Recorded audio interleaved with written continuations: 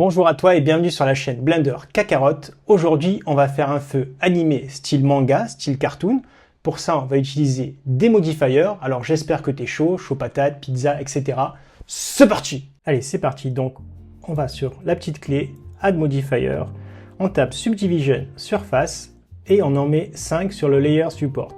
Donc, 1, 2, 3, viva l'Algérie. Et je l'applique ici très rapidement.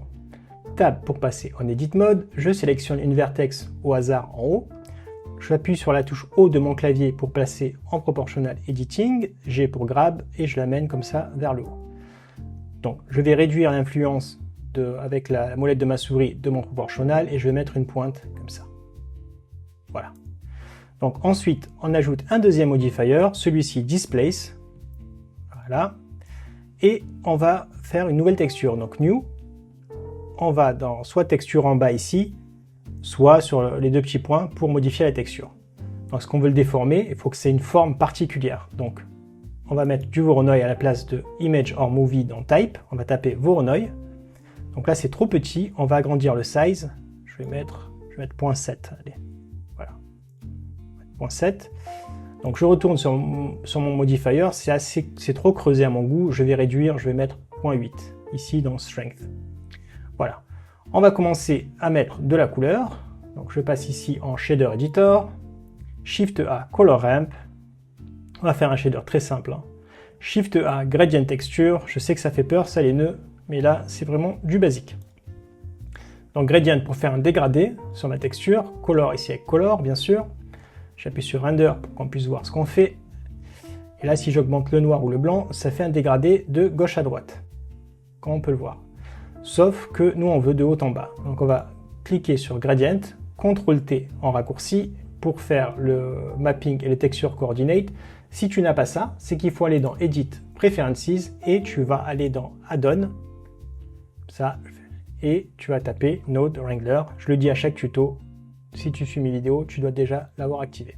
Donc on va basculer dans le mapping en Rotation 90 en Y pour que ça aille de haut en bas. Donc je vais mettre le blanc tout à gauche, à droite je vais mettre du rouge, ça, ouais, comme ça, et au milieu je vais mettre plus pour en rajouter une autre couleur, et je vais mettre du orange, que je vais réduire pour que le blanc soit un peu plus bas. Donc maintenant deux choses, la roughness je la mets à fond pour pas que ça brille, et j'ouvre l'onglet Emission, je viens connecter la couleur sur la couleur, et la force je mets 5, et ça donne un truc comme ça. Donc là, ça brille pas du tout. Alors, on va aller dans Compositor ici. On va cocher Use Notes. On va faire Shift A Glare, comme ceci. On le met au milieu. On vient l'activer avec la petite flèche en haut. Compositor Always. OK. Donc là, c'est des streaks. On va basculer en Bloom, comme ça. Et la tint, là, on voit qu'il y a une aura un peu blanche. On va la mettre orange. Ça fait un petit peu d'ambiance comme ça. Parfait, parfait, parfait, parfait. Maintenant, on va commencer par animer le feu. Donc, on va faire Shift A, Empty. Je prends Plane Axe, mais tu prends la forme que tu veux. Il n'y a pas de forme particulière. Donc, je clique sur le feu. Je viens dans les Coordinates du Displace. Et de Local, je vais le changer en Object. Je prends la pipette et je viens sélectionner mon Empty. Maintenant, ma forme se déplace par rapport... Enfin, quand je déplace mon Empty, pardon, ma forme se déplace exactement pareil.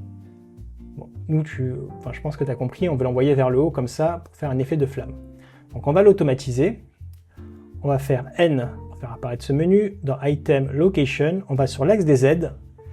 On va faire hashtag frame et on va faire slash, on va mettre peut-être 10 pour la vitesse du feu. Ouais, même mettre 8, 9. Allez, entre les deux, coupe la poire. 9. Plus tu réduis les frames, plus c'est lent. Non, plus c'est rapide, pardon. Et plus tu augmentes les frames, plus c'est lent. Parce que c'est par nombre de frames en fait. C'est combien de frames par seconde. Donc forcément, moins tu en as, plus c'est rapide.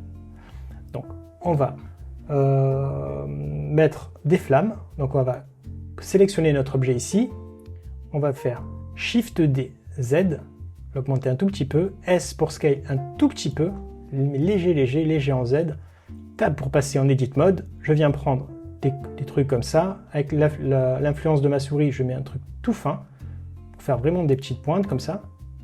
Voilà, j'en mets 2-3, hein, pas plus. Allez, 4. Voilà, voilà. Et la pointe, je la fais bien pointue. Ici. Voilà, voilà. Après, ça, il n'y a pas de règle, hein. Tu fais comme tu veux. Ok? Tu fais comme tu veux, il n'y a pas de règle. C'est ton style. Donc, maintenant, ce qu'on va faire, c'est qu'on va mettre un shader pour les flammes. Donc, on va passer dans Shader Editor. Ici, celui-là, bon, c'était le feu, on va l'appeler feu. Comme ça. D'ailleurs, on va renommer nos trucs, hein. En bas, c'était le feu. Objet. Et en haut, ici, c'était bien le cube numéro 1, c'est les flammes. Parce que là, c'est très clair. Donc, ici, on a la texture feu, on a sélectionné la partie flamme, et on va faire dupliquer. Donc, ça devient feu 01, on va le renommer flamme. Ça, c'est le shader des flammes. C'est pas le même. Il faut le dupliquer, pour pas te mélanger les pinceaux. Donc, celui-là, on retire le blanc, et on va faire Shift A, Noise Texture. Ok, comme ça. On va faire Shift A Color Ramp, bien sûr, pour régler l'intensité. Color ici, et couleur sur la couleur du principal BSDF. Donc, ce qui va se passer là, c'est que je vais faire... si j'augmente le noir, ça va disparaître. Ok? Mais nous, on ne veut pas ça, on a envie de passer en Constant. Pour que ça disparaisse de façon... Tu vois, comme ça. C'est pas assez grand. Je vais l'augmenter un tout petit peu. Voilà, comme ça. Voilà. Là, on voit pas trop parce que l'alpha n'est pas masqué. On va le connecter sur l'alpha, que ça fasse transparent, et là, on voit bien. Voilà ce que ça donne. Mais il y a un petit problème. Qu'est-ce que c'est ce problème? C'est que ici, les flammes sont statiques. On veut les animer. Donc, on va aller faire CTRL-T, comme tout à l'heure, hein, avec le raccourci Node Wrangler, on va faire deux choses. Déjà, le scale en Z, on va réduire un petit peu, que ça fasse des formes un peu comme ça, de flammes. On va mettre 0.5. Ensuite, dans la location, ici, on va le déplacer en animant. Donc là, plus on monte, plus on voit que ça descend, là, les flammes. Nous, on a envie que ça aille dans ce sens-là, en arrière. Donc, on va faire même clé que tout à l'heure, donc hashtag frame, slash, et cette fois-ci, on va mettre -20. Moins, parce qu'on veut que ce soit en négatif. Et là, voilà ce que ça donne. Parfait, parfait. On va augmenter l'intensité ici. Strength, on va la passer à 10. On va mettre le double. Et voilà ce que ça fait. Les flammes sont plus lumineuses que le feu. Maintenant, on va on va cliquer sur le feu et on va rajouter les particules, ce qui va donner la petite touche finale qui va donner l'effet de réalisme. Enfin, réalisme. C'est du cartoon, mais ça va améliorer la qualité. Donc, ici, on va cliquer sur particules, plus, pour ajouter des particules. Là, ça tombe en bas, ça se casse la figure, c'est n'importe quoi. On va basculer en timeline pour l'animation. Voilà, l'animation, je vais mettre une animation de 100, pas plus, ça sert à rien d'aller plus loin. Voilà. Donc la simulation, on a envie que les frames ne vivent pas aussi longtemps. Donc là, on a frame start, frame end jusqu'à 200, on s'en fiche, donc on s'arrêter à 100. Lifetime, on va descendre à 10, pas plus, que ça s'arrête. Voilà, c'est des petites braises. Hein. Ensuite, tu peux mettre aussi life random, on va mettre 1. T'en as qui meurent rapidement, d'autres pas. Ça change entre 0 et 10.